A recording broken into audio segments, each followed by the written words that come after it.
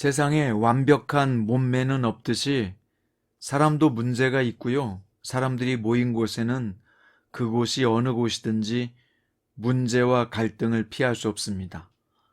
문제가 없는 곳은 공동묘지밖에 없다는 말도 있는데요. 사람을 만나는 곳에는 피곤함이 있고 서로 다른 견해 차이로 힘들어지기도 하고 관계가 영영 깨지면서 파편이 박힌 것처럼 상처를 받기도 합니다. 오늘 말씀은 바로 문제와 갈등에 대한 말씀인데요. 오늘 본문은 고린도전서 1장 10절부터 17절입니다. 그 중에서 11절부터 13절까지 읽겠습니다. 내 형제들아, 근로의 지편으로 너희에 대한 말이 내게 들리니 곧 너희 가운데 분쟁이 있다는 것이라. 내가 이것을 말하거니와 너희가 각각 이르되 나는 바울에게, 나는 아볼로에게, 나는 게바에게, 나는 그리스도에게 속한 자라 한다는 것이니 그리스도께서 어찌 나뉘었느냐? 바울이 너희를 위하여 십자가에 못 박혔으며 바울의 이름으로 너희가 세례를 받았느냐?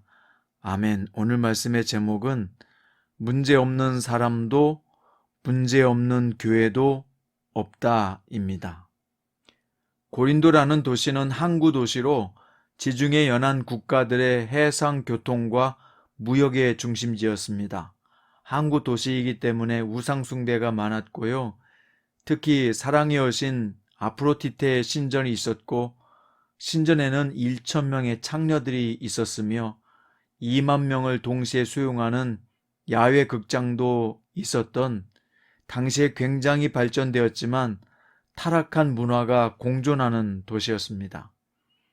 고린도 교회는 하나님께 많은 은사와 지식을 받았지만 당시에 도시 문화가 교회 안에 들어와서 갈등과 혼란을 만들어냈습니다. 사도 바울은 본 서신을 시작하면서 고린도 교회 성도들의 장점과 받은 은사를 칭찬하더니 오늘 본문에서는 이제 교회 문제점에 대한 이야기를 꺼냅니다. 고린도 교회의 우선적인 문제는 분쟁이었습니다. 그 원인은 교인들이 각각 자신이 누구에게 속한 자라고 하면서 싸웠는데요. 그들은 각각 자신들이 바울에게 속했다, 아볼로에게 속했다, 게바에게 속했다, 아니다 우리는 그리스도에게 속했다라고 하면서 다른 사람들을 배척하고 비난했다는 것입니다. 바울은 고린도 교회를 세운 사람이고 베드로는 예수님의 수제자요, 아볼로는 언변에 능한 사람이죠. 자신들이 그리스도에게 속했다는 사람들은 자신들만이 진리를 따르는 우월한 사람으로 여기면서 다른 성도를 무시했다는 것을 알 수 있습니다. 바울은 이들의 분쟁을 해결하는 방법에 있어서 누구 중심으로 풀어가려고 하지 않고 이 문제가 발생한 분쟁의 핵심이 무엇인지 파악하고자 했습니다. 그래서 바울은 이 문제를 해결할 핵심을 복음에서 찾았습니다. 그러면서 세례에 대한 이야기를 하는데요. 자신의 사역의 목적은 세례를 베푸는 것이 아니라 오직 그리스도의 복음을 전하는 것임을 강조하고 싶어 했습니다. 그래서 그리스도께서 나를 보내심은 오직 복음을 전하게 하려 하심이로되 라고 말했습니다. 이것은 세례가 필요 없다는 게 아니라 더 중요한 것은 복음의 전파인 것을 강조한 이야기입니다. 자, 이게 오늘 본문의 말씀의 내용인데요. 이 말씀은 우리에게 무엇을 가르쳐주며 우리가 그리스도인으로서 어떻게 살아야 할 것을 제시하고 있을까요? 우선 우리는 고린도 성도들이 지식과 구변에 뛰어나고 은사가 강력했지만 오히려 그 장점들은 분열과 다툼을 조장하게 되어서 진통을 겪는 것을 봅니다. 이것은요, 어느 곳이든지 인간이 모인 집단은 장점이 있으면 단점이 있고 밝은 면이 있으면 어두운 면이 있다는 것을 보여주는 겁니다.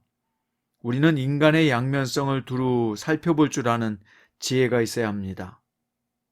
사람들이요, 여행할 때 만나는 사람들과는 서로 도와주면서 이런 이웃이 있었나 싶을 정도로 금방 친해지죠. 강한 유대감을 보입니다.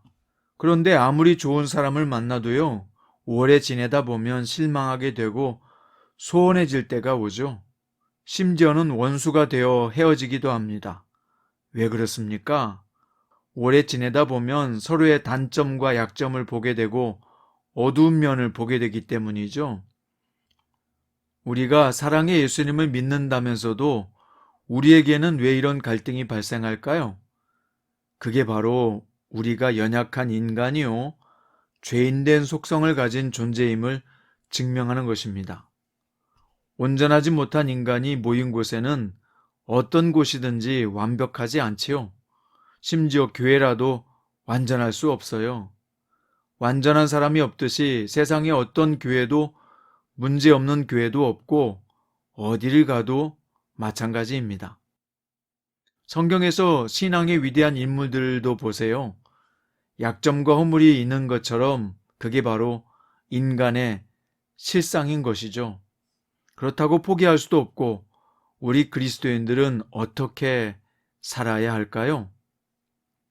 우리 각자가 자신이 소속된 곳에서 최선을 다해서 하나 되기를 힘쓰고 사랑하기 위해서 노력해야 한다는 것입니다. 완벽하지 못해도요, 우리는 계속해서 노력하고 애써야 합니다. 주님의 뜻을 쫓아서 살기 위해서 말입니다.